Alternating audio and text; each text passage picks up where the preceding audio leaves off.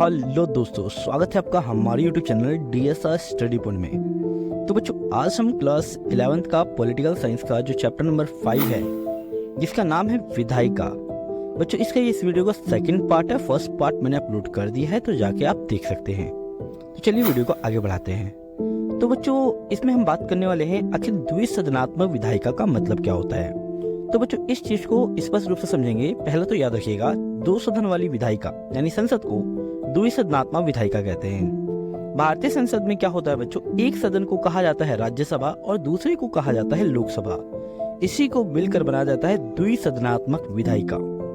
ये केंद्र स्तर पर अलग होती है और राज्य स्तर पर अलग होती है। केंद्र स्तर पर इसे राज्यसभा और लोकसभा कहा जाता है और राज्य स्तर पर इसे विधानसभा और विधान परिषद कहा जाता है। इस चीज को याद रखिएगा। अब बात करते हैं कि भारत में ऐसे कौन कौन से राज्य हैं जहां द्विसदनात्मक विधायिका हैं, यानी कहने का मतलब क्या है, जहां विधानसभा और विधान परिषद दोनों हैं। तो बच्चों, जैसे बिहार है, दूसरा जम्मू कश्मीर, पहले था अब नहीं है, तीसरा बच्चों कर्नाटक है, चौथा महाराष्ट्र है, पांचवा जो है उत्तर प्रदेश है, छठा जो है बच्चों आंध्र प्रदेश है और सातवां है तेलंगाना। इन 7 राज्यों में क्या है, द्विसदनात्मक विधायिका है, जो जम्मू कश्मीर को अब हटा दिया गया है। 6 राज्य बच चुके हैं। अब बात करते हैं संसद के 2 सदनों की आवश्यकता क्या है, यानी द्विसदनात्मक विधायिका के आखिर लाभ होते क्या हैं। तो बच्चों, अगर द्विसदनात्मक विधायिका होगा तो इससे क्या होगा, देश के सभी क्षेत्रों को क्या होगा, संसद में उचित प्रतिनिधित्व मिलेगा, यानी शामिल होने का मौका मिलेगा भारत के सभी राज्यों को। दूसरा क्या बच्चों, संसद में जो निर्णय है, ठीक है ना, एक संसद में अगर निर्णय लिया गया तो दूसरे सदन में क्या होगा, उस पर दोबारा विचार किया जाएगा। तो इसमें क्या होगा, गलतियों की गुंजाइश कम हो जाएगी। प्रत्येक विधेयक, नीति या मुद्दा 2 बार विचार करने का मौका मिलता है इसमें, ठीक है ना। दूसरे सदन के अभाव में क्या हो जाता है बच्चों, पहला सदन निरंकुश हो जाता है, उस पर कोई कंट्रोल नहीं होता।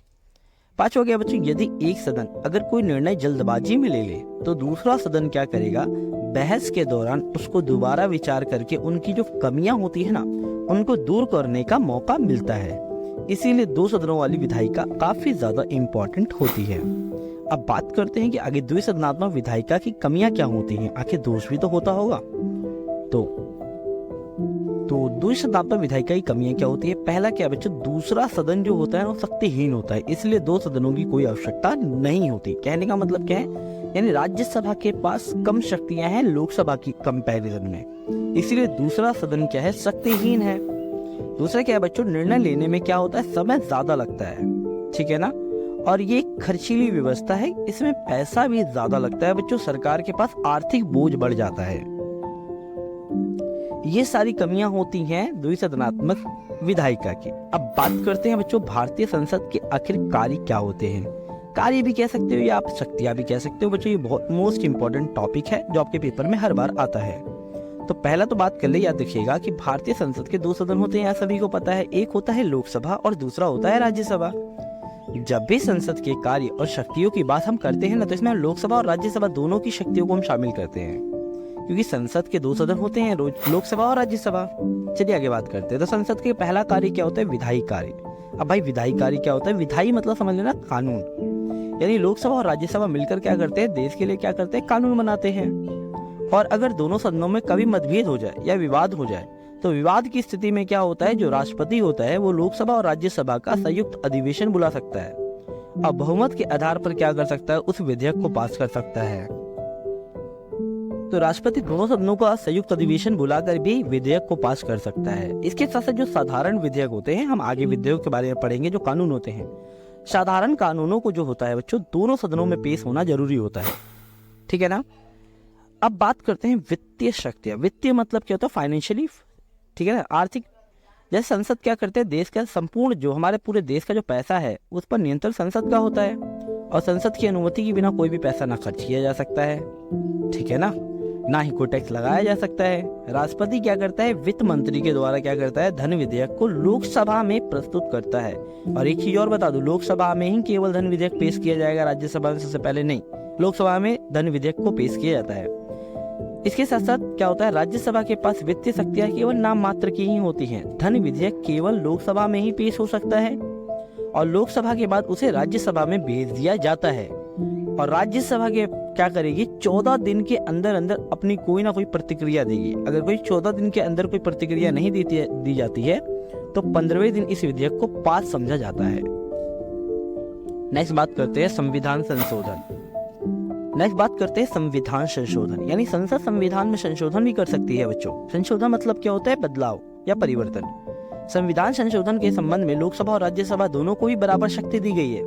कोई भी संविधान संशोधन प्रस्ताव उस समय तक पास नहीं समझा जाएगा जब तक दोनों सदनों में ये विधेयक पास ना हो जाए। यानी कोई भी कानून अगर बनाया जाएगा तो लोकसभा और राज्यसभा में दोनों में पास होना जरूरी है। अगर एक में पास हो गया दूसरे में मना कर दिया गया तो वो रद्द हो जाएगा। और भारतीय संविधान में संशोधन करने की विधि है वो आर्टिकल 368 यानी अनुच्छेद 368 में बताई गई है किस प्रकार से संविधान में संशोधन होगा।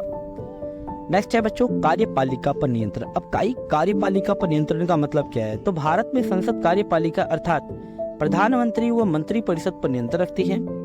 जो मंत्रिपरिषद प्रधानमंत्री का ही अंदर आता है, वो अपने सभी कार्यों के लिए संसद के प्रति उत्तरदायी होती है। कार्यपालिका पर राज्यसभा की अपेक्षा लोकसभा का ज्यादा नियंत्रण होता है।